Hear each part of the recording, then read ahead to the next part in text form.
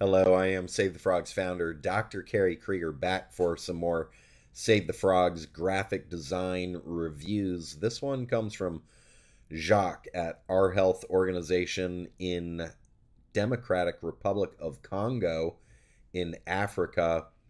And I was just speaking to him, so I've seen this really quickly, but I didn't go too in depth with it.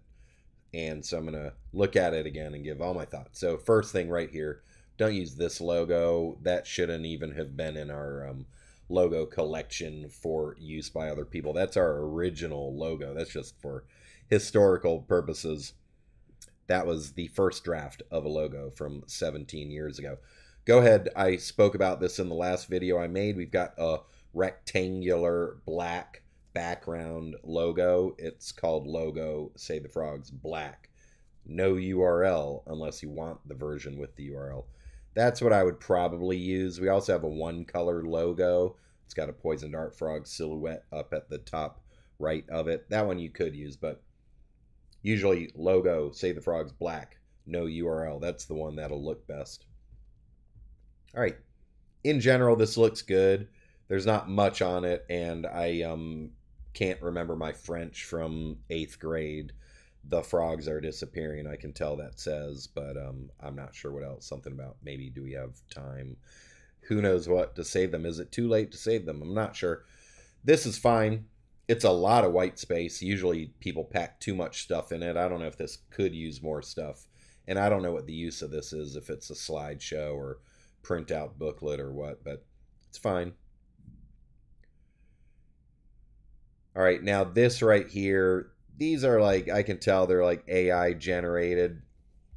I don't have a problem with that, but they're not like the best looking graphics. That's what I have a problem with. Like, why not get some real frog photos? Do you know anyone in your country with good frog photos that you could use? And if not, maybe just some other African frogs. That's what I would do. If you need a frog, some African frogs from me, we can probably give you some, because we've got the Save the Frogs photo contest, savethefrogs.com/photo. Hey, I encourage everyone to enter. And from that, I have a collection of frog photos from Africa, but I'm not sure if I have Congolese frogs. So I suggest using actual frog photos right here. If you're going to use AI frog art, then make it like really cool AI frog art. All right, moving on. Without the frogs are ecosystems. I'm not sure what that is, but I'm assuming it's something that's not good. We need to protect them. All right, this, I like all the background. This looks like maybe a stock photo or something. So here's that one color logo. It looks perfectly good to me right here.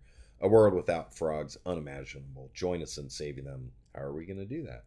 Here's a QR code. I tested it. It goes to savethefrogs.com. My suggestion for Jacques was that it would be better if it went to savethefrogs.com/Africa. That would be a little bit more relevant. I haven't seen any mention of Save the Frogs Day on this, and it doesn't need it if it's to be used all year round. But if it is specifically for Save the Frogs Day use, it should have said Save the Frogs Day already on it, and then maybe this QR code would go to savethefrogs.com/day.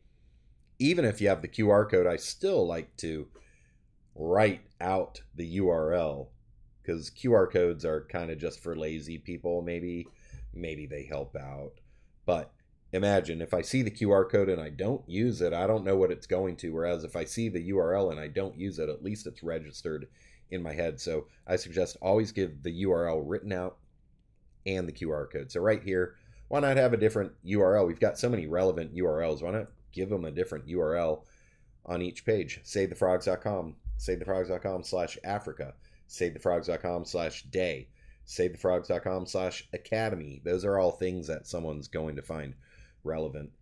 All right, pollution, deforestation, pesticides. Now I'm curious, I'm going to assume that this QR code is also going to the same place as the last QR code, but let's just find out of curiosity. And it does just go to the Save the Frogs homepage. All right, so this looks cool. I don't know if it's necessary. Certainly, if you're going to pay for the printing of it, I don't, it looks cool, but I wouldn't really pay for the printing of it. All right, if a frog speaks, they're saying, help me survive. I'm just taking a guess at my French right here. Listen to nature, protect nature. Hashtags.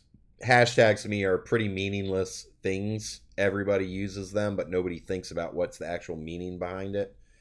I use a hashtag so that somebody who's searching for that hashtag may see my post and click through and find out about me. I don't use a hashtag like this is almost like a call to action, but it's not a strong call to action, because a strong call to action tells someone what to do, and it's something you want them to do. All right. Go learn more at SaveTheFrogs.com. That's a call to action. Okay. Follow us at Save the Frogs. At Save the Frogs is actually a channel, a place on the internet. Okay, it could be different places, but it's the place you would find our organization. Hashtag anything else is nothing that's run by Save the Frog, so who knows what you're going to find there. All right, fix the logo right here. Better logo. All right. Let's see, I can't remember. Savez-vous. What are you going to do, maybe? The disappearance of frogs messes up the equilibrium of the ecosystems, but our action can help, maybe what it says. All right, there's that hashtag Save the Frogs. It sounds cool, hashtag Save the Frogs, but again, it just sends someone to a search results page. It does not send someone to our page where you can follow us. That's at Save the Frogs. Logos look good. Frog picture looks awesome. If any of these are African frogs and you know the species name, I would add the species name.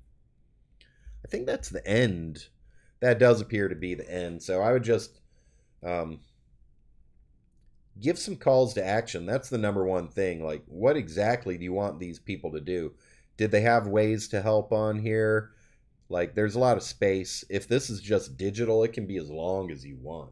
If it's just a digital PDF, keep adding pages like how to help, threats to frogs, about us, I don't know, featured frog saver, who knows what. There's no shortage of space. It's when you're printing things, then you want to make sure because you're paying for it, trees are being used, make it good. And some of these pages, they don't have too much on them. You could fit a few more things and it would still look good. All right, that's it. Good luck with your event.